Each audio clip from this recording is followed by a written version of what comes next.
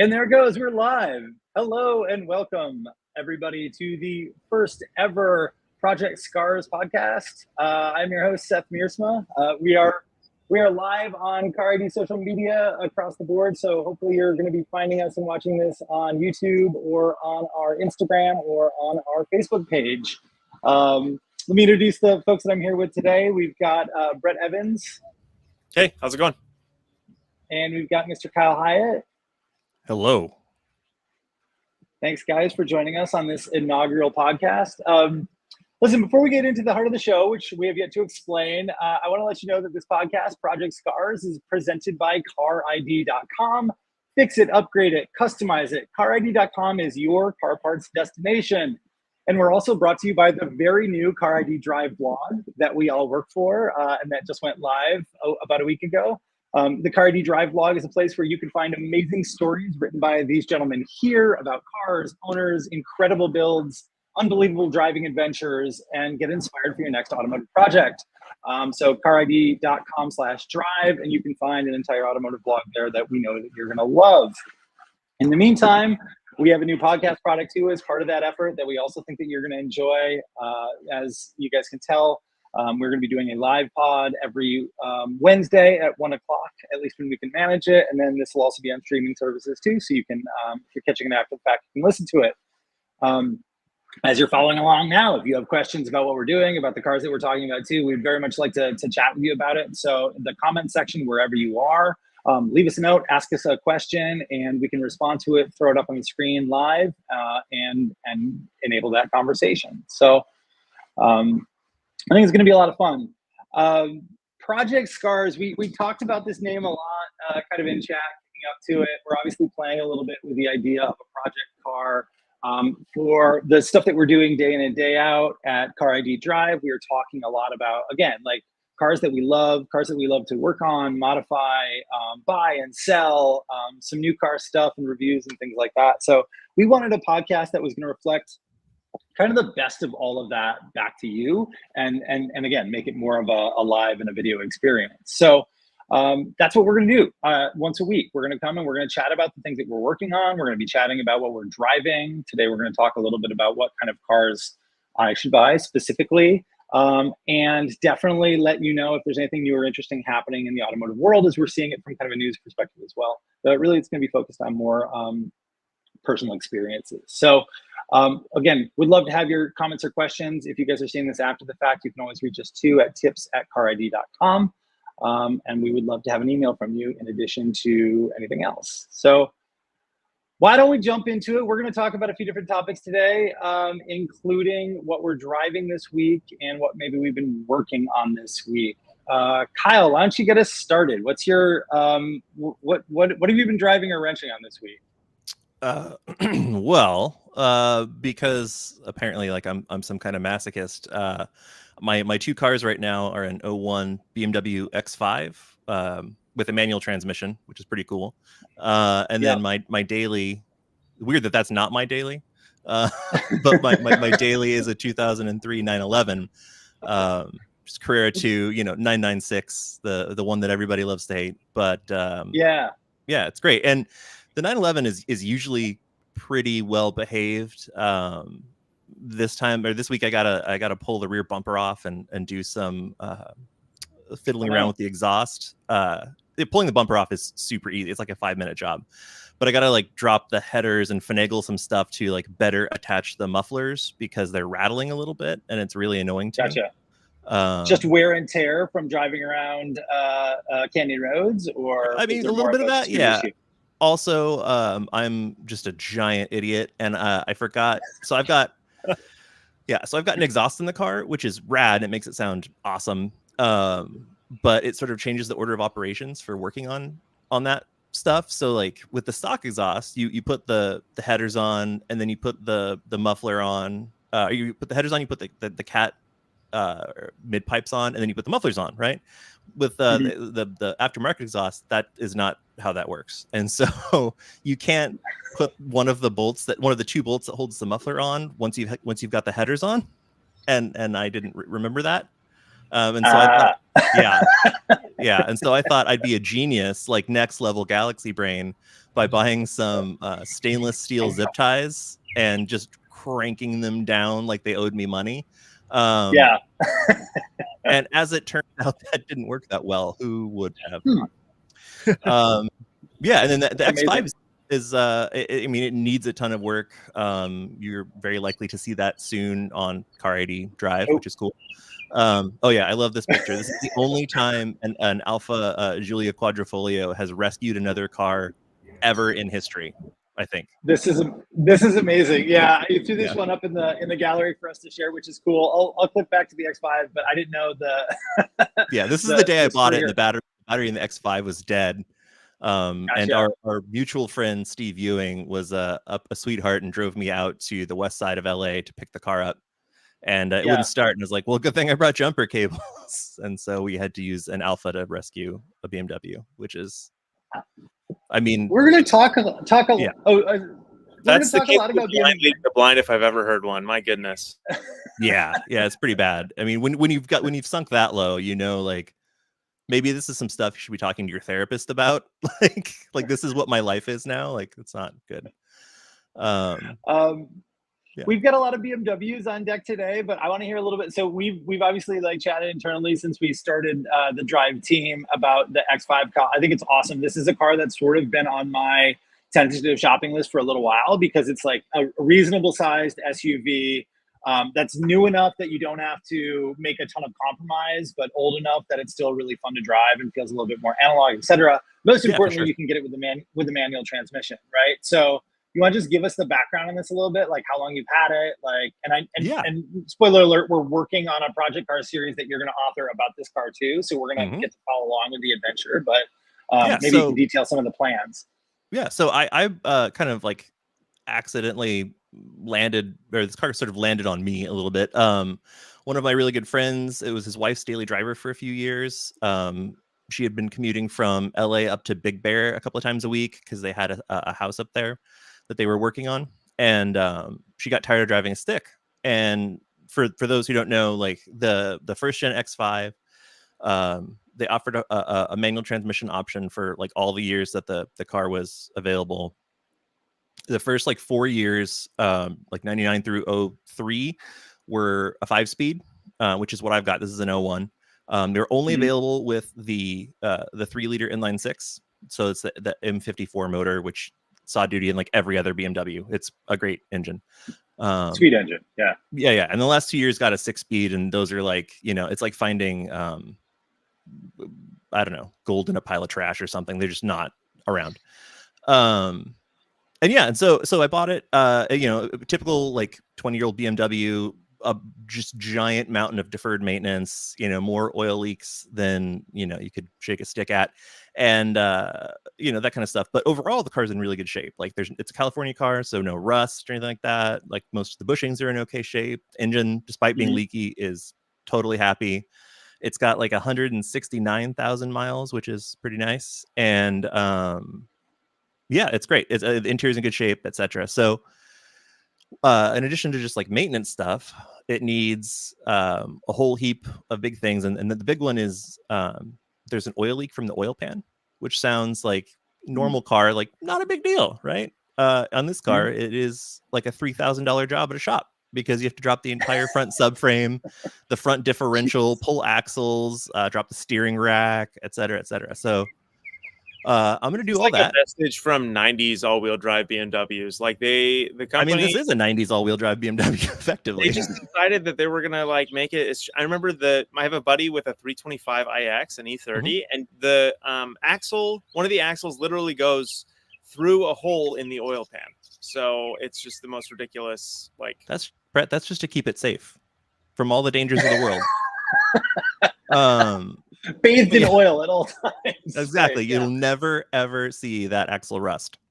But yeah, so while I'm doing that, I'm also going to drop the transmission, do the clutch and flywheel. And then the other big one with 5-speed BMWs from this era is the shift detents. It's a ZF transmission, and they all kind of, the detents are sort of externally accessible in the transmission. and they get a little weak and tired, and so you get what's called the fifth gear lean, where it feels like you have a loose shifter, but it's not the shifter itself, it's the actual innards of the transmission. So BMW sells a kit to fix that, and you can buy copies of their tools to fix that. It's a couple $100. So I'll do that while I'm in there too. I bought a new shift rebuild kit, or a shifter rebuild kit rather, and like just a ton of other stuff. So the notion that I was going to buy this and flip it for, you know, a tidy little profit has gone right out the window. I can't be trusted with with the idea of a profit margin, apparently. But yeah, so I've been driving this a whole bunch, you know, just around town and stuff to kind of get a feel for it, figure out what it needs, and it's really rad. Like I never really considered the X5. Yeah, I had an E39 wagon a bunch of years ago that I absolutely loved, and always thought like the X5 was the poorer cousin because it's built in America, and it's like a truck, but it's actually wonderful compared to like modern SUVs. It's small, it's tight, there's like very little like off-road pretension. Like it has hill descent control, but that's mostly just because BMW bought Land Rover at this time. They're like, why not? I don't think it's ever been used. But yeah, it's great. I'm super excited to work on it. I think that they're fun. I think it's a perfect size SUV. You know, for somebody like me who tends to gravitate towards smaller cars whenever I can, lighter weight, things that are a little bit more nimble too. Obviously, being able to get like a reasonably sized back seat, something that you can screw around with in terms of cargo, and have a manual transmission. I had no idea that they ever did a 6-speed with the X5. That's amazing, actually. But so now there's like a new kind of like grail car to look out for, I suppose. Yeah, I think they only did like 1,500 of the gasoline powered X5s with a manual, like for the world. Wow. So they're not super common, but they are generally still reasonable in terms of price. Like I got mine for super cheap because it was a friend's deal, but a decent one on like Bring a Trailer Cars and Bids will usually run you between like 7 and 10,000, which is considerably more than any other E53 X5, but also, it's like the best, it's the most reliable, etc. Yeah, because it's only idiots like us who are trying to buy them and willing to spend the extra money to get the manual version. But that's a fun car. So I'm super excited to read along in the series that we're putting together. Like as you're doing that work and like kind of putting pen to paper on this one, it's going to be a fun build and a fun project car series for us to follow on Drive as well. So that's going to be awesome, and we'll definitely talk about it again on another podcast and add some links when we have them to share. Oh, for sure. It'll be making my life miserable for a while, I'm sure. Absolutely. Well, while we're on the topic of BMW, and as I said, there are going to be a lot of them today, I'll fast forward a little bit. These are starting the wrong place. Brett, where do you want to start? You want to talk old BMWs first, or you want to talk new BMWs? Yeah, let's talk old BMWs. This is my former daily driver turned project Scar, and it's a real thorn in my side lately, let me tell you. Deferred maintenance is a real thing with BMWs, and I was super guilty of it when I first got this car in 2018. And I kind of just like let it make clunky noises and drip oil all over the driveway and all this stuff for a really long time.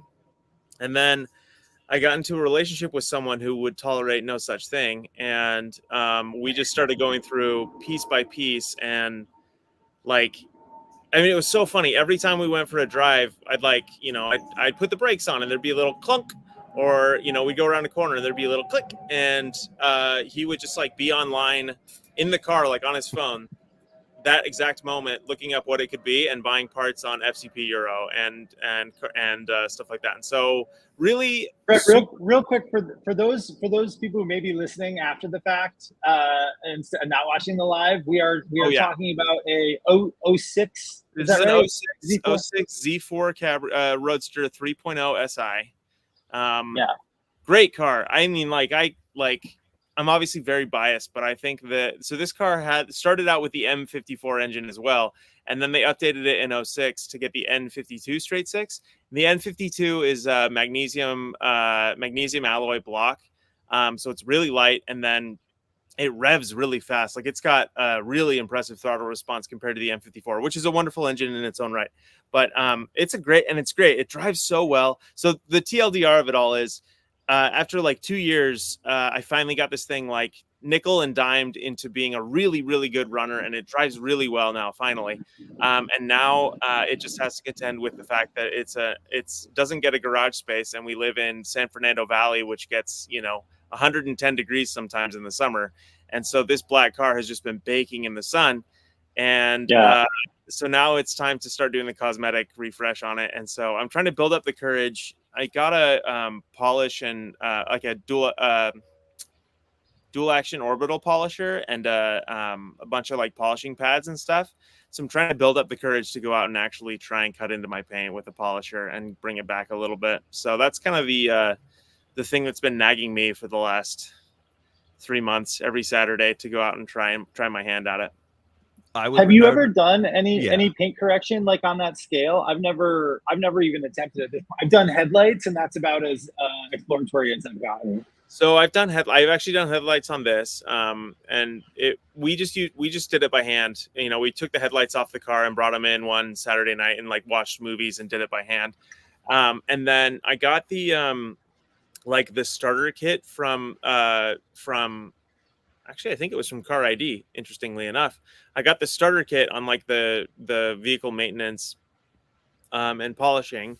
And it kind of is like the stuff that you do when you just have like hazing. It's not like scratch removal, and it's not like clear coat restoration or anything like that. It's kind of really light because I didn't want to burn through the clear coat. Like I know that like when you do stuff like this as a first timer, like you it's really easy to just all of a sudden burn through the clear coat, and then you're polishing paint and you need to redo the car. So I got like a really gentle, like initial like starter kit, and I want to see how well it does. I actually did a few, probably about a year and a half ago, I did the rear half of the car. So I did like the trunk and the rear fenders. Cause those are all, I literally was thinking those are all like single pieces of sheet metal. And so it would be really easy to swap them in if I did indeed like screw something up. I could take it off and go. So I did the rear half of the car, and it actually turned out pretty okay. And then I was like, okay, cool. I did it. I did the rear half today. Tomorrow I'll go do the front half of the car.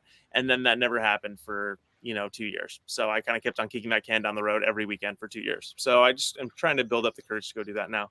Then you can see also this in this picture of the front of the car, you can see that the front bumper is scuffed pretty bad. There's some bad scuffs down on the bottom, and those are not going to come out. So I actually got I have a new front bumper in the garage again that I just need to build up the courage to take over to a paint shop and have it repainted. But it's a good car. I really like it. It just kind of doesn't look as nice as it should anymore, and so that's kind of the thing that's nagging me now. Those cars had like the best side repeater light design. Like the way it's the roundel, and then the light is sort of around and behind it. Like everybody's sort of mixed bag on Chris Bangle design or whatever. I think this is a good looking car, but man, that light design is top shelf. 100%. So I bought it from my sister, and she bought it very spur of the moment. She just like really liked the design, the color combination, and everything like that. It had a red interior when I bought it. I have another cosmetic thing that I need to do. I bought seats out of the Z4M, and I need to reupholster them in red because right now the interior is tan seats with red door panels, and it's just a mishmash. But so she bought it. She bought the black over red because she really liked the color scheme and wanted a fun car, and so she got it. Decided she wanted to sell it after a couple years, and I had just totaled my Miata. I T-boned some dude who turned out in front of me at like 40 miles an hour, and so totaled my Miata. And not the ideal car to do that in, frankly. No, it wasn't. Luckily, I got so tense right before the accident that I didn't even hit the airbag, so that was really good for my lower back. But it's a pretty solid core strength, buddy. That's good yeah, stuff. Absolutely. Kudos. But yeah, at that time, maybe not anymore. But anyway, so I bought it from her because she wanted to sell it. She kind of wanted to keep it in the family, and she was kind of sad. And so I was like, I'll buy it from you. I don't like Z4s at all, but I'll buy it from you. We just got a really funny spam comment from Helpline Center suggesting that our page is going to be permanently deleted. Oh no! Oh no! Let's go ahead and delete that comment instead. Thank you, Helpline Center, and anybody else who frankly has SEO advice or social media advice for us in the comment section. Totally appropriate. Anyway, so go ahead, sorry. No, so I bought it for my sister because I just needed a car, and I hated it when I bought it. I'd never even driven one, and so I went out to a local dealer to drive one and hated it. And I was like, crap, I've maybe made a big mistake, but whatever, I'll buy it from her. And if I hate it after 6 months, I'll sell it, and it'll be no different than if she had just sold it to some stranger. And within about a week of owning it, I just completely fell in love. Like, it's such a good car. The design has grown on me so hard. I hated it when it was new. I hated it when I bought it, but it's grown on me so much. It's just and I kind of think it's like it's one of the last naturally aspirated BMWs. It has electro-hydraulic steering, so it's not that pure steering feel that we love from BMWs of past, but it's not bad. And it's just like really such a lovely machine. But it is a thorn in my side right now, and I need to just get the courage to go work on it and fix it up. One thing that I've always been told, and that I think I need to do, is before like trying to polish a car you like, just go to the junkyard to pick apart and grab some crappy panels and practice on those. So if you nuke the paint, like you're not concerned. That's a good idea. Yeah. Because there's like, we don't live that far from each other, and there's like I think 3 or 4 like pick aparts between us. Like, so especially black paint too, I think it would be easy to burn through. But definitely intimidating. I ruined some paint on my dad's, let's see, probably 86 or 85 Ford Tempo when I was a kid, when I was first learning how to take it. Where he's paying me like $7 to wax the car, and I got a little aggressive polishing, and nobody really cared. It was the color of like nude baby skin, whatever that can is. Really good car, and it burned me, no pun intended, for doing paint correction and hardcore paint work ever since. From like 14 years on or something like that. But I can't wait to hear about whether or not it's you're a successful, Brett, and to see the I'm sure fruitful results of your efforts here. Thank you for the confidence. It'll be great. Do you want to talk about the new BMW that you've been driving for a little bit this week too, with beautiful paint, it seems? Yeah, gorgeous paint. Go to the photo of that the headlight. I want to show off the paint real quick. So this is the best. It doesn't show up good. I played with a configurator before on the BMW website, and I don't care for this paint that much on the configurator. And so then when they dropped it off, when the BMW fleet management folks dropped it off, I kind of was like, nuts, I've got the boring color. And then the sun came out, and you see that beautiful like gold flake coming through the gray. This is a 2024 BMW i4 eDrive 35. So this is the very base powertrain for the i4.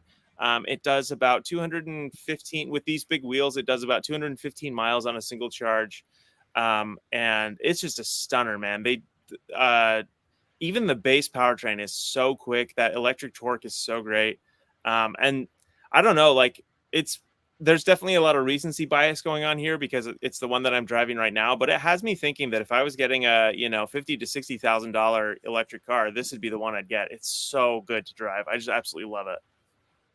For some reason, like that BMW face that we all just love so much doesn't bother me on the electric ones nearly as much as it does on like the XM or something.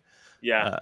And I don't know why that is, like whether it's the treatment with like the like more filled in thing or just the lines of the I don't know. I couldn't say, but it is a really great color. It's a nice take on the sort of classic German rainbow of black, silver, gray.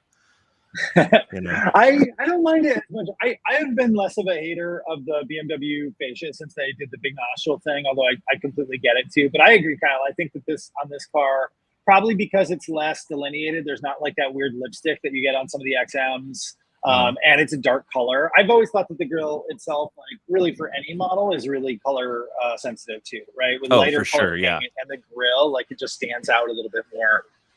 But this is a cool car. I just had the i5 M60 in the last couple of weeks. It was nice. Well, the range is a little bit disappointing on that car relative to the money that you're spending and some of the other things in the class. Like, there's no question that the performance is just absolutely incredible. So that car rides the i5, or as we call it in California, beautiful. The 5. It rides really, really well. I was shocked when I was in it. It's awesome. Yeah, and it's I don't know what it is about the electrics that, like, maybe I'm being more forgiving because I'm not expecting quite as much like passion and soul and all that stuff. But something about the electrics just feels a lot more like it fits better in with what BMW is currently doing. Like the ever so slight aloofness or something like that. Like it just doesn't bother me as much in these cars as it does in, you know, like the 3 Series of the 2 Series. And then back to styling, I think that because they did the Grand Coupe styling on the i4, I think it really balances out that big nose really well, way better than it would on the regular like 4 Series coupe. I think that it just looks a little more balanced and not nearly as like nose heavy. And yeah, I love it. When I first got the job at CARiD, this was like one of the cars that I wanted to drive again the most, because the last time I drove it, I loved it so much. It's just such a good ride. Yeah, it's interesting what you said about the coupe styling sort of balancing out the nose. I think like the best looking version of that big nose thing is that M3 Touring that we regrettably don't get. Like for some reason that with the giant nostrils just really, really works for me in a way that none of the other ones do. I think it's because there's more to look at on the car. Like on the sedan and the coupe, you get a lot of nose and not much else. It's kind of a, you know, not boring, but just not particularly like novel design. And then on the wagons and the Grand Coupes, you just get a little bit more visual interest. It works for me. It works for me really well. Yeah, super fun car. I'm gonna pull up another one because and we'll talk about it. The car that I've been driving is also the only car that I have in the rotation right now, because I just sold my personal car, which was also sort of a project car. I don't know if that's probably being a little generous to myself. But this week, or for the last couple of days anyways, I have been in the Toyota GR Corolla, which is, you guys, just a revelation. Like, I knew that I would like this car. I've always been a hot hatch guy. Who isn't? I've always been kind of a WRX, you know, Evo for sure. Like all of the all-wheel drive turbocharged things I've gotten along with really, really well. I think what I expected was a little bit more of a kind of downsized version of some of those feelings, maybe a little bit more muted because it was a Toyota. And this car is just nothing like that to drive at all. It's a complete like firecracker, right? So it's, for those of you who aren't familiar, although I would imagine that if you're watching this or listening to this, like you've at least heard of the car, 300 horsepower out of a tiny 1.6 liter turbocharged 3-cylinder engine, which is like just specific output, dream or nightmare, I guess, depending on how you want to look at it. All-wheel drive with the what do they call the torque splitter thing? So you can change the torque split from 60/40 to 30/70 or something like that, which is super fun to play with. You can see in this photo, I've had a lot of wet roads this week. It's been pretty rainy around Ann Arbor, so I've got just a little bit of being able to play around and slide it. Man, this thing is kick ass. Like, I don't know another way to say it. It is such a fun little car.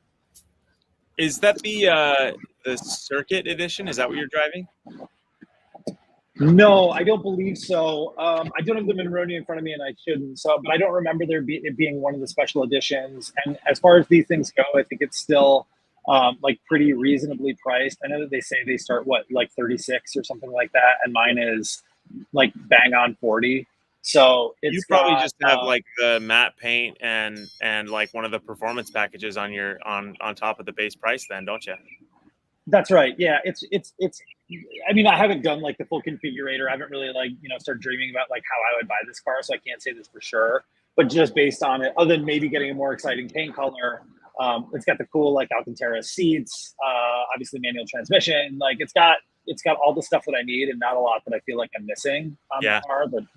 The tech is fine. It's you know, CarPlay, so it hooks up really quickly. I can play music for my kids. Oh, it's. This is something you guys are going to hear me say a lot on this podcast, just to remind people, because I'm sitting down. But much like Kyle, I'm very tall. I'm 6'5". So, and I have 2 small kids. So the ability to put both of my boys in the back seat of this and still fit really comfortably behind the wheel is some awesome packaging in terms of the interior side here too. So that's a big deal for me. Like, can you have a vehicle that's really fun to drive? It's powerful. It's quick. It's got a manual transmission, and you can put the kids in the back, and it's got 4 doors. You start trying to account for all those things, and your world of cars is narrowed down very, very quickly, right? Plus, I think it looks rad. Am I crazy there? Like, it does look a little pieced together. Like the fenders definitely look kind of bolted on, but I think it looks amazing. Sort of strangely.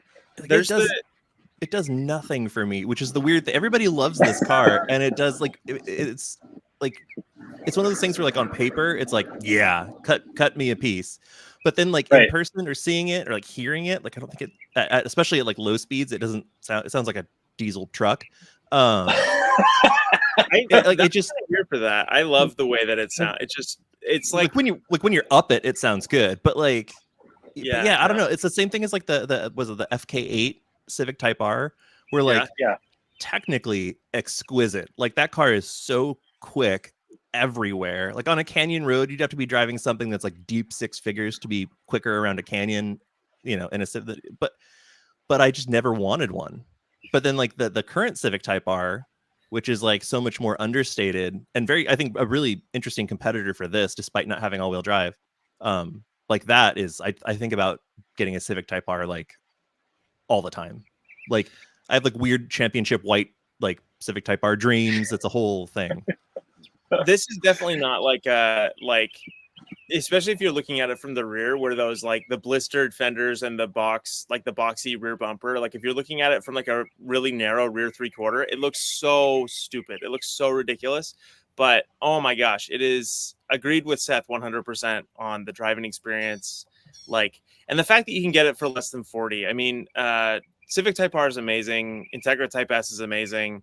They're both, $5,000 to $10,000 more to start, and they don't have all-wheel drive. Like the value play here is incredible. Like, it would be really fun for me to, for sure. Yeah. If you're not including our Byzantine dealership network of upcharges and crap, but yeah, no, it's so good to drive. I love it so much. I drove the Marizo edition, so it was the 2-seater with the like massive bracing and stuff like that, and I really want to drive a core or a circuit to see like how much of that driving experience is ported over. It sounds like a lot of it still remains pretty intact. To me, it would be really interesting to have the one that's a little bit more rigid and a bit lighter, because I think, and again, just to say it again, I'm in Michigan. It's summer, so a lot of it, we're still going through a lot of like road patching and stuff, but we don't have the best roads in the world. It's pretty easy for me to find a fun road to drive that's also really broken. The suspension compliance is really pretty good here. You guys, for those of you who are watching, you can see, I don't know the exact sidewall on this tire that it's running, but there's not much of it, right? So you're not getting a lot of compliance to the tire. But the ride quality was not nearly as punishing as I expected it to be. I don't know if that would be the case with the 2-seater with the Maurizio edition or not, but this one doesn't feel like it's beating me up. I've only been in it for a few days, so maybe my back starts acting up on Friday and I'm ready to hand the keys back over. But so far so good. One thing like I'm always curious about with stuff like this, and normally it's Toyota, I'd be like, whatever, it's they figured it out, but like something like this that is so heavily turbocharged, like they're really wringing the neck of that little 3-cylinder engine, is I wonder about longevity. Like, and also, to be fair, like new Toyota isn't necessarily like old Toyota in terms of that stuff. Like you see people with like with the Tundras with like the turbocharged hybrid V6s are starting to have problems with those motors, like main bearings and stuff like that, which, like 15 years ago would have been unheard of, right? Like in a Toyota product. So I wonder like what these things are going to be like in 5 or 6 years on their third owner. Are they just going to be like, amazing when they work, but constant? Like, are they going to be like old Audis, where it's like when they work, they're great, but then they're just constantly broken? This kind of thing. I don't know. Like I had a Fiesta ST, and I worried about that a lot as well, which is partly why I got rid of it after like 3 years, because like there's no way this thing is sticking together. Like, The Audi comp is terrifying, and somebody in Toyota product planning just had a heart attack hearing you say that. Yeah. For sure. Yeah, I'm getting calls and letters probably already. That's like, right. Like I can hear their lawyers rubbing their hands together. I just have to think though, like it's been in production since 2020 in overseas markets, like in its exact tune, 300 horse, 26.2 pounds of boost, by the way. Like that's absolutely insane. So, but it's been in production for 4 years now. And I mean, that's not a lot of time, but I haven't heard too much in the way of like catastrophic engine failures in these. Not even, not even as much as in like the GR86, like that had some really early teething issues at the beginning of this new generation. So I don't know. I'd be curious. That was my thought too. Like that's a lot of boost to be putting through a 1.6 liter engine, but I don't know. Now like you're starting to come out of warranty too, I think, from those early ones. So I think if we start seeing if there's going to be like big sort of problems, we're going to start seeing them sooner rather than later. You know, like everybody's obviously car makers are really good at like making sure it's going to be pretty solid for those first like 3 or 4 years. You know, it definitely seems like a third owner problem car. You know, not quite like Range Rover bad, but like maybe Audi bad. Well, let's see if anybody out there is a GR Corolla owner or a GR Corolla owner adjacent. Let us know if they've had any issues with the car. I haven't heard anything either, but I have the same fear, and yet this sort of rock solid belief that Toyota will have answered the problems. I know that's not always the case, but I'm a child of the 90s, so frankly, it's impossible for me to think otherwise. It's a real Akio take the wheel kind of guy. Exactly. Well, listen, so I mentioned you guys that this is the only car that I've got in the garage right now that doesn't belong to my wife. So I had until very recently a 2008 Mercedes CLS 550 that I love to death. It was a car that I drove maybe once a week. I probably didn't have to even drive it that much, but I really enjoyed it. And I just got rid of it, right? So before we started this podcast, I threw you guys a few specifications because the project car that I'm going to have, I don't have yet, right? I'm in the really fun process. I'm in the fun part of the often maddening process of buying a new used car. And because I'm a dad and I have some specific requirements, right? So essentially I need your help. And I'm going to throw this out there to the audience too. If you guys have some ideas of what I should buy, if you have specific listings or directionally can point me somewhere, then I would love to hear it. But let me just open up and read what I was asking for, and then I'll share what I'm thinking about right now, and then I can flip to you guys, and you can tell me what you think that I should buy. Right? So I'm trying to stay. You know, I want to buy this thing at a reasonable amount of money. I'm not trying to finance anything, so I'd like to stay under $20,000. I absolutely have to have. Well, what I really have to have is a back seat big enough to put 2 car seats in. Usually that means 4 doors. 2 doors would make my life difficult at a minimum. It's possible for the right car, but I at least need to be able to put car seats back there and fit in the car myself. It needs to be model year 2000 or newer. I think it's 2000 or 2001 when they started requiring those latch anchors in the rear seats of cars so that you can plug in car seats. So we need to have those for both boys' car seats right now. And then it has to be fun, right? Like the CLS was sort of a dialed back. I mean, it was fast, but it was like a really laid back cruising kind of a car, but it was still, it looked good. It was fun to get out of the garage. It was fun to, like step on it every once in a while. But so anything from that all the way down to something maybe more like a GR Corolla that I can afford would be great. Something that I can enjoy driving. So with all that being said, I'm going to show you this isn't my exact pick, but one that I've been thinking about a lot. If I can find it here. Oh yeah, that's right. So Golf R is really interesting in this space, right? Like this is not a Mark 7, this is a Mark 6, but you can get Golf R or GTI would be the probably easier to find and maybe a little bit more sensible analog. Mark 7 GTIs are cars that I've been looking at a lot because, who doesn't like a GTI? A lot of the stuff that we just talked about with the Toyota, right? Like the ultimate kind of Uber, or not Uber, but the oldest school hot hatch. Most of them look great. They do have reasonable accommodations front and rear for the stuff that I need to have. It's a hatchback, so I can do a lot of dad stuff with it. I can get a manual transmission version of it. I don't think that I would get a DSG. In case of the Golf R, now we've got all-wheel drive and a lot more power and cars that are just really fun. And as you can see, this is one that's not quite local. This is in Wisconsin or something, so I'd have to do a road trip or fly out and get it and drive it back. You can see them all over the place. I've seen them north of $20,000 for sure for newer, nicer ones, but it's not that hard to find a pretty reasonable one in good condition for under 20 grand. This one they want $15,000 or almost $16,000 for, with 123,000 miles. How bad an idea is a Golf R? I'd say pretty bad. So my reasoning is this, right? every like Volkswagen, Audi product of the last 15 to 20 years seems like it's been engineered out of pure spite for the owner and or person that's going to work on it. Like everything, there's like a million special tools required to do anything. There's like massive, like expensive reliability issues, whether it's like timing chain guides in the 2-liter or like bevel box and Haldex service on the Golf Rs. Like there's a really good YouTube channel, Humble Mechanic. This dude's like an ex Volkswagen dealer tech, and he works on a lot of cars of like, you know, Mark 5, Mark 6, Mark 7, Mark 8. And like watching him struggle with that stuff with like a fully equipped shop like has turned me off of like any Volkswagen Audi product. Like I get nervous when I look at something on the 911 and I see a Volkswagen logo. Like you know, I'm real just really gun shy about that stuff, but they do drive well and they're cool looking. But like in terms of ownership, especially for an older one, like they're not going to have been used gently. And yeah, I think you're going to have a bad time. I think it's going to be hard to find a. Go ahead, Brett. I'm going to take the differential opinion on this one because I think they've made enough of them. First of all, the EA 288 went in everything, and so they've made tons of these engines. So I think there are a lot of like backdoor hacks that you can kind of figure out for some of them. And then the other thought that I had was, regarding them being like, you know, beaten around and stuff like that.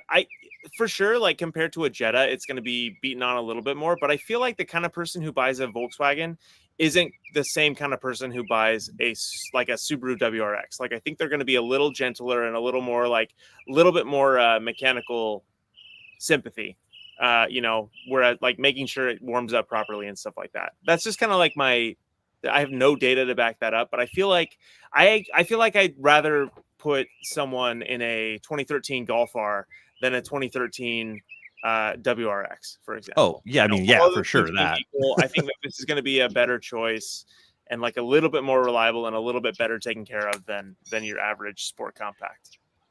Well, they were just too expensive when new for a lot of people to track, right? Or maybe they would track it every once in a while, but not like One of the great things about WRX is like they're pretty affordable, so you could buy it, you could do some stuff to it, modify it, make it faster, put it on a racetrack every weekend if you wanted to. And I think a lot of people did just that. Or, you know, stance it, lower it, and do some crazy other stuff to it, which again, love you if that's your thing, not really my bag. But I know two people who've owned Golf Rs who did at some point buy a new Golf R, and one was a doctor and one was a lawyer, so they were professionals. I have no idea, again, if that's statistically significant or not.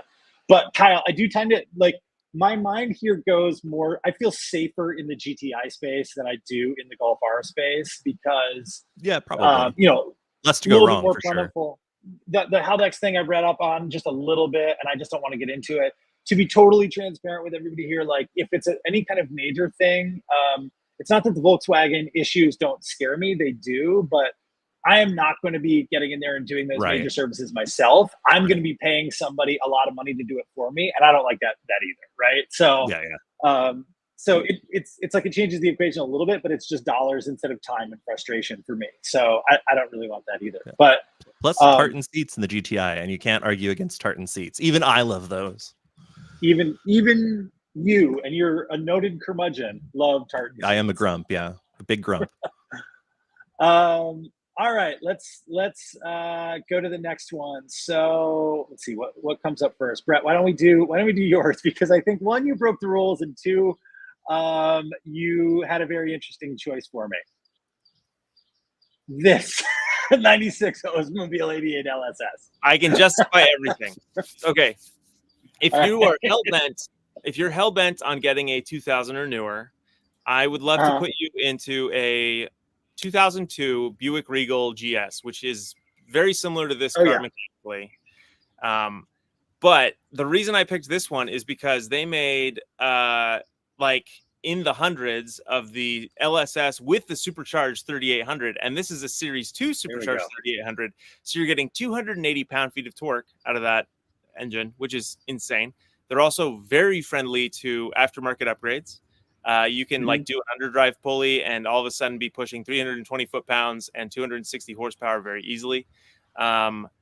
then my other justification with it not being a 2000, I can't imagine a safer vehicle on the road than a 18-foot long Oldsmobile sedan. Like, this is just, you have so much sheet metal surrounding you in every direction that I just can't imagine that the latch anchors would really provide that much additional protection in a car like this. So I'm a big fan. I actually have this one saved to my personal Facebook.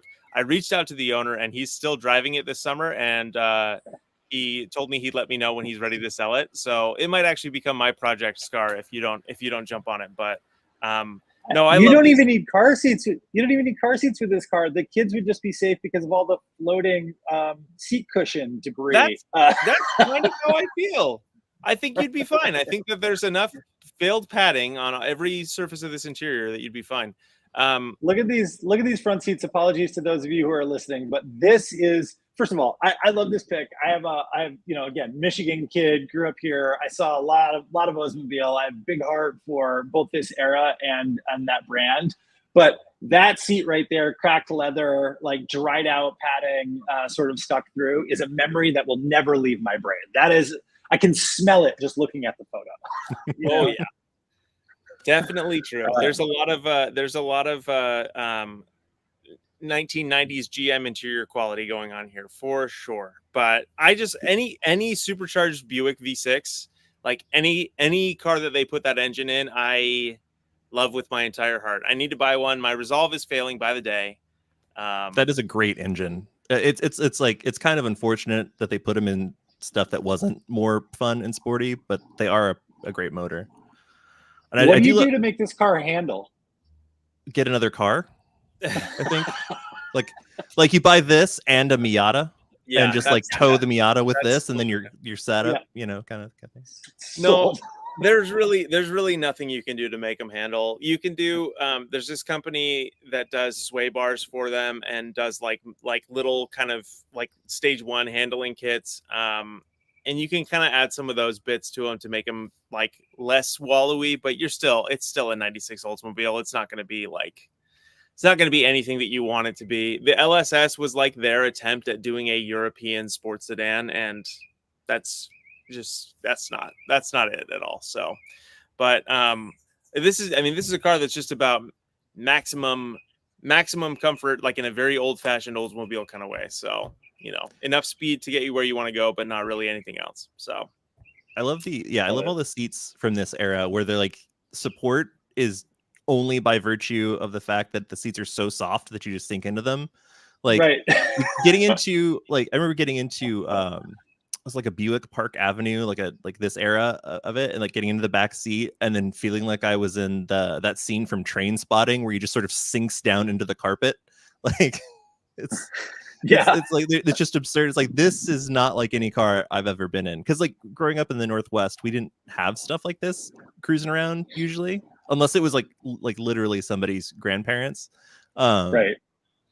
Yeah, so like it wasn't, we didn't see a ton of them on the road, and didn't get exposed to a ton of them. We had like a lot of old Volvos and stuff like that. But the first time I got one of these is like, wow, this is a different way to do cars for sure. I just remember my buddy had a Buick Roadmaster, so not the front wheel drive platform, but still very much like a old Buick kind of like mentality. And he had the Roadmaster estate, and I remember he was backing out of a parking space and like turning the wheel to back out of the parking space. The entire car like leaned over on one of its bump stops. Like you had body roll at 4 miles an hour in that car, and I just like, you call that sensation of speed. That's not a thing that happens anymore. And I think for that reason alone, someone needs to scoop up an old Buick or Oldsmobile and just enjoy. I think here's the subconscious reason why I put you in this car, Seth.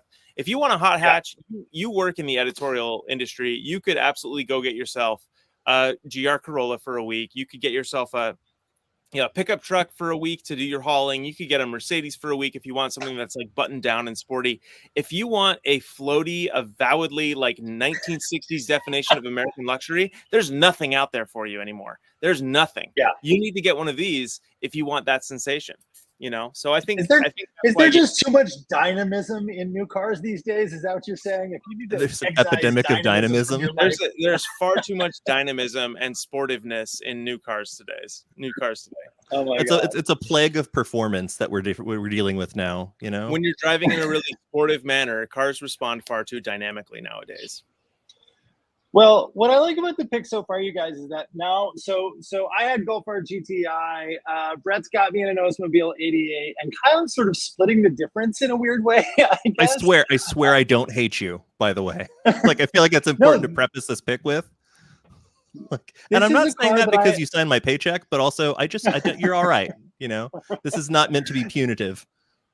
This is so go ahead, tell the ladies and gentlemen what we're looking at right now, and then I can give you my background on this particular lovely model. This is about 7,000 feet long.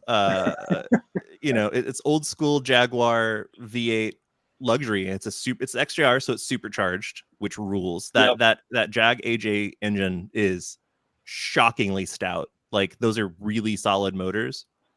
Working on these things is also a nightmare, is my understanding. But yes, like, first of all, they still look cool. Like, nobody looks at this car and thinks like, I don't know, it's not for me. Like, it's long, it's low, it's mean, and like it's quick. I mean, that engine puts out, I think, north of 400 horsepower stock, with plenty of torque because supercharged V8. And then the interior is like, it's lush. You know, you've got all kinds of like beautiful British leather, lots of wood grain, the famed Jaguar J-gate shifter, you know, which is useless. The next generation of this car this weekend. I'm surprised you put this on here, but we drove a 2005 XJR this weekend, and that engine is amazing. It's so good. Oh my gosh. Yeah. Just like, I mean, they kept using like variants of it up until pretty recently, I think. Yeah. And like this is also before they went with like direct injection and all the other stuff. Because once you went to like the 5-liter, you get all kinds of crazy problems. But the 4 liters and the 4.2s are super, super stout. And like that later body style, Mike Spinelli has one, and I think he loves it. Mike Spinelli, one of the founders of Jalopnik, generally well-liked human being. You know, hippie smart long man, hair. Doesn't always make good car decisions like most of us in this business, but yeah, man, I love this car. So I was shopping before I bought the Mercedes, the CLS. I was shopping for XJRs. Now I was going for, and I'm probably going to get this wrong, I think the next generation, the model designation is like X50 or X51. It's like the slightly chunkier, but like the same style, or like the much later style where it like went all like curvy cab forward looking. So there's it's not the X350 is the retro looking one that like still has like the new like cat's ear taillights, and then the X358 is the really curvy one. Yeah. Gotcha. So X350 is what I'm thinking of. It was the car where they went to the all aluminum structure, right? So it again sort of split the difference between the most modern version of the XJ and the one that we're looking at now, which they basically made a car look exactly the same from like the 60s through the 2000s, right? Yeah. Amazing. I prefer this body style. I think it's super cool that it's such a long car with actually kind of a cramped interior and just like idiosyncratic in a million different ways. But the funny story, I was ready to buy an XJR. So it was a 2004, 2005. One of the first years. I loved driving the car. It was great. It was owned by a gentleman whose name I don't remember, who worked for Lotus Engineering. There is in Ann Arbor, Michigan, there is a Lotus Engineering shop, right, or lab or whatever. They do a lot of work on, or at least did a lot of work on like big diesel engine development and things like that. So this is a guy who's very mechanically inclined with access to like a world-class shop and all these other British techs who wanted to work on the car with him. So they bought this XJR and basically redid everything on it. Redid air suspension, did a ton of stuff. I think not new exhaust, but like a lot of new, basically got the exhaust working right. The engine was great. It was their project car for this group, like after work drinking beers for a year or something like that before you decide to sell it. So I'm like, this is like a needle in a haystack XJR to find the car. I brought it in to one of the only sort of licensed Jaguar mechanics in my area to do a pre-purchase inspection. I think I was going to buy this car for like $11,000, right? Ready to do the deal. The guy came back and he's like, I'm not even giving you a full estimate, but back of the napkin, this is going to be $9,000 to $14,000 to fix all the stuff that I found wrong on this car. So that's the problem with like the Jag experience for me, is that, I mean, honestly, even if there was a little bit more accessible to get mechanic hours to work on the cars, I would feel more comfortable about it. But I've got to kind of hike myself out to a guy to work on the car who's probably going to have limited availability, charge all the money in the world, and still I'm going to continue to have problems. So Well, that's what the extra $9,000 in your budget's for. Well, that and a smaller supercharger pulling. That's right. Less personalizing and modifying, and more just like keep that powder dry for when something goes wrong on the car. Exactly. So I think that's just it's a rainy day fun, but then you realize it rains every day in Britain, basically. So I think one thing about the newer ones is the electronically controlled suspension goes wrong pretty frequently, and that's super expensive. And I know people who just ditch those and do coilovers, which I know makes Kyle's blood run cold a little bit, but that's what I would bet a lot of money that $9,000 to $14,000 estimate, probably 5 of it was the cat suspension. So if you can live without that, and there was this weird problem with there being corroded aluminum too. Yeah. Which I thought the whole point of having aluminum was to avoid rust and corrosion, but he was like, oh no, it's still possible. Here it is. And so there was like a body issue as well. The problem that they had was they couldn't adhere the paint to it. So like if it was in any kind of like weird environment where corrosion was common in metal cars, the paint would lift. And you just end up with like these whole, like, it was really, really bad on like the first 2 or 3 years of the aluminum body. But you wouldn't have that, admittedly, if you bought this 03 XJR, you wouldn't have that issue. No, this is full like Judas Priest spec British steel. Oh yeah, it's good. I dig it.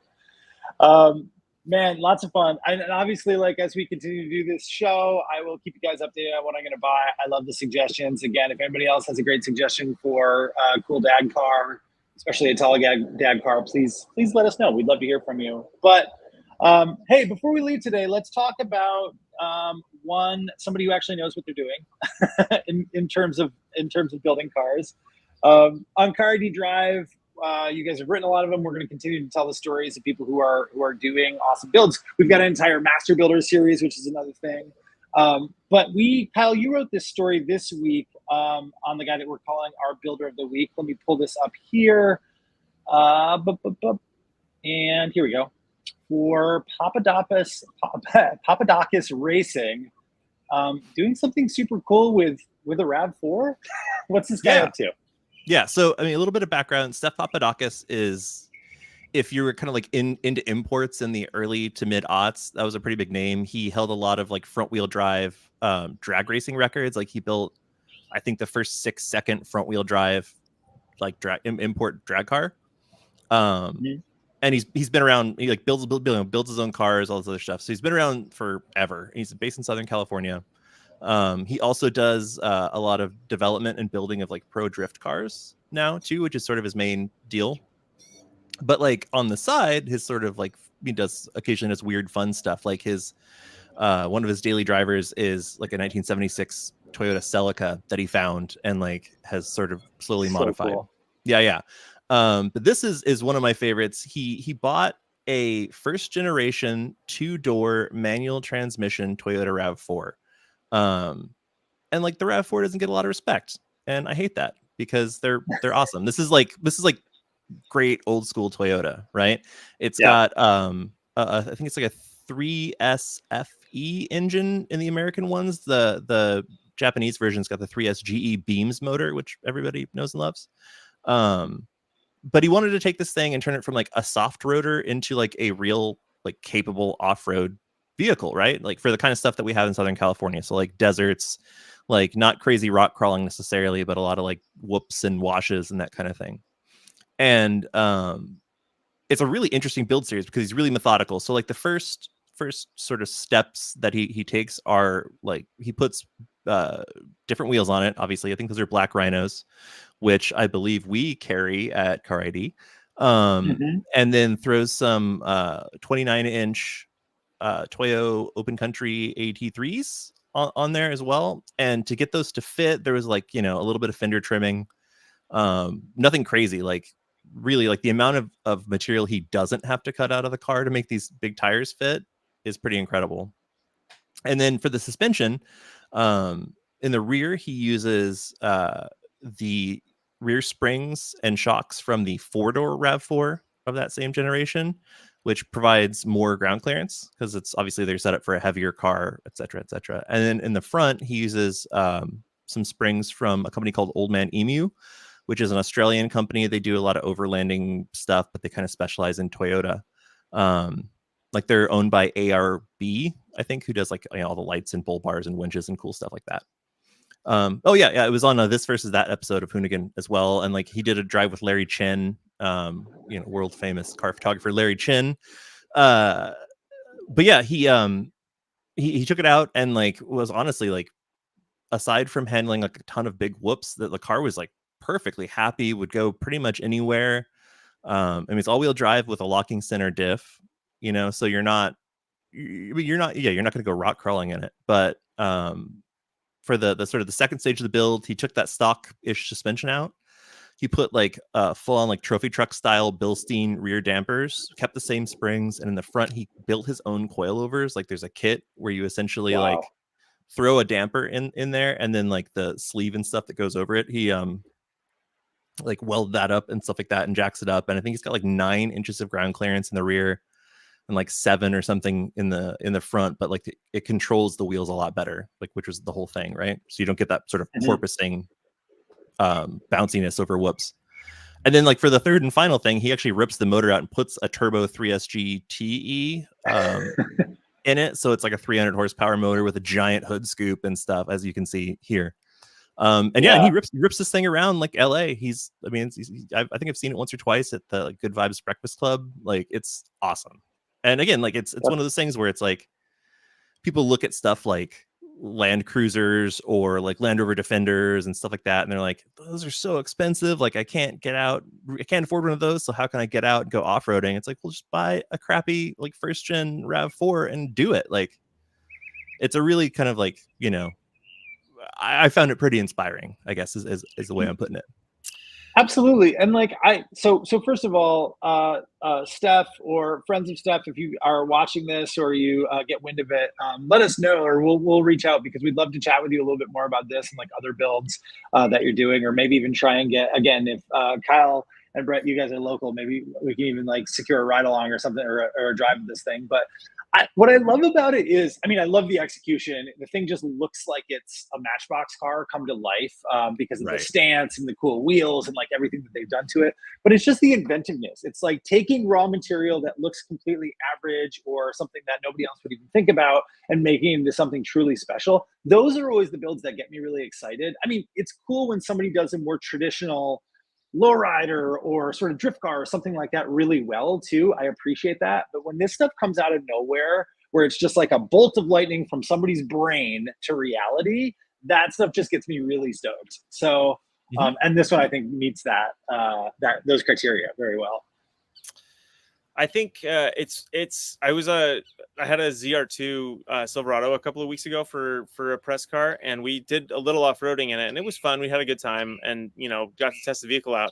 And then at the end of the trail, we saw 3 first-generation RAV4s parked at the top of the same trail that we did. So I think that's a really great point, Kyle, that like you don't need the most to have a good time. Like you can absolutely, if you just have, like you said, just a little imagination, you can totally do the cool things in cars that aren't Land Cruisers and ZR2s and stuff like that. Like it's a rad machine. Yeah, for sure. Yeah, that blew my mind when you guys Kyle, I think that you first shared this story, shared the link before you wrote the story. It's cool that RAV4 off-roaders are a thing. I wasn't really aware of that. I'm not in that community, and the fact that you can build them up a little bit, or that they're more capable than you can expect. Again, like the unexpected aspect of that is just really, really fun.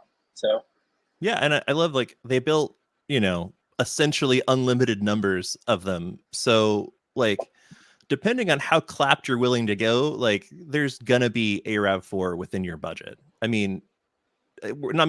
Just shy of couch change, but like You know, you're going to be able to do this to some degree if you have like the desire to go and do it. Like none of the stuff that he did is like, I mean, the most expensive stuff is going to be, and that especially that first sort of iteration, are wheels and tires. And even that, like you could probably keep the stock wheels and find used tires. You know, like there's a way to go do it. And I think like, especially like now with social media and like YouTube, it's really easy to see like, oh, look at this amazing thing. Oh my God, it's so cool. And then like, I could never do that.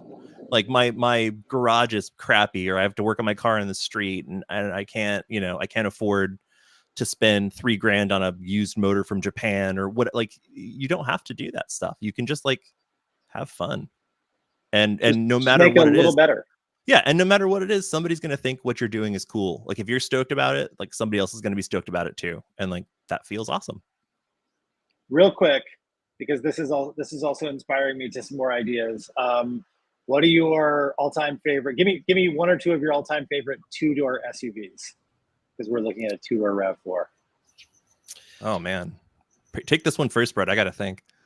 I love. I had one when I was in college, and it was so much fun. I had a 4-door, but the 2-door Suzuki Sidekick and Geo Tracker are so great and so fun and so like just stupid fun. They have no right to be that cute and that fun. No one's gonna think you're cool driving around in one, but they are just so charming as hell. So any Tracker, Sidekick, Vitara, Samurai 2-door, very high on my list. I was an 88 Samurai owner. It's my second car ever. I always forget 88 or 87 hardtop. Love that car. The one Picturing you getting in and out of a Samurai, I just want to say, is hilarious. Full on Simpsons mode, like oh god. Not even while I was driving it, I would hit my head if I went over speed bumps too fast, because it was how was that possible? Because were they a lot smaller? Because my Sidekick had like 10-gallon hat levels of headroom. Samurais are tiny. I don't know. Maybe I was just going over the speed bumps way too fast. But I don't know. I was at least 6'2" or 6'3" when I was driving that thing. I wasn't quite as tall as I am now. But I don't know if they did it later, but the GMT 400 two-door Tahoe is always a truck I had a friend that had one of those. Really liked. So cool. I have kind of a friend, really more of a friend of my wife's, who lives in New Orleans. Great dude who has a car dealership down there. He kind of got me into this idea. He had a really nice one that he put back together, and he put the Escalade seats in, and I was just like, this is living. This is the correct way to do this truck. But I find those super cool, very kind of, rootsy American truck, and a lot of fun. Yeah. All right, Cal, did you come up with an answer? I did. When it comes to like SUVs and stuff, I like dumb ones. When I say dumb, I mean like I don't want something that does everything well. Like I want something, I like specificity in cars. And so I would say like a series 2 or 2A like Land Rover. So not a Defender, like not cool with the V8 or anything like that. We're talking about will barely do 60 miles an hour, steering that feels like it's made of Bluetooth, like on the gas tank. Like it's a objectively horrible vehicle, and I love it so much. Like it's just a death trap, but it's like the most charming death trap. So I would say like love Series it. 2A Land Rover. I might change my answer for stupid reasons, but the second generation 4Runner had a 2-door variant, and it's rare and really ugly. And you can pull the top off, right? The back of it. That's the first generation, and also very okay. cool. The second generation, the one that like was kind of like the every person had one in 1994. They did a 2-door variant that looked kind of like the S10 Blazer with that like sloping rear window, kind of like the weird, and it wasn't good looking, but it was really rare. So I might change my answer to that just for the hell of it. Well, then I'm changing my answer to Nissan Murano Cross Cabriolet. Oh, there's just out of spite. That's the actual. That might be the very outer edge of what we would consider an SUV, but there's also the Evoque convertible, the Land Rover Range Rover Evoque. Oh my God! I'm just saying. A guy can always get worse. Not nice neighborhood in Detroit when I was driving one of those, and he told me that he didn't believe that it existed. I was like sitting in it, driving it at the time, and he still didn't believe it. But he probably had a lot of cough syrup that morning.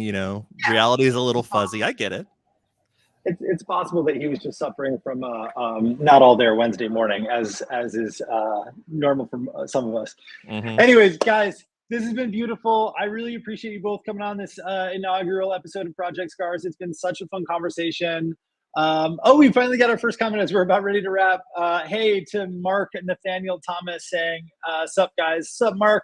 It's great to have you here. We're just about to finish. Go back and watch the rest of the episode. We had a lot of conversations about BMWs, cars that we're working on, cars that I want to buy, an awesome RAV4 kind of crazy off-road build, and more stuff. We're going to be back every Wednesday at 1 p.m. Eastern time. That is 10 a.m. Pacific time. And then, you can do the calculation for wherever you live. You can leave us a comment if you're finding this on YouTube after the fact. Let us know what you thought of the show. Let us know what you'd like us to talk about in the future. If you have any good ideas for guests, please point them our way. You can also reach us at tips@carid.com. And of course, you can see lots more content on CARiD/Drive as well. I want to thank everybody for tuning in. Thank you guys for joining us, and we will see you next week. See you later. Vaya con Dios. Have a good day.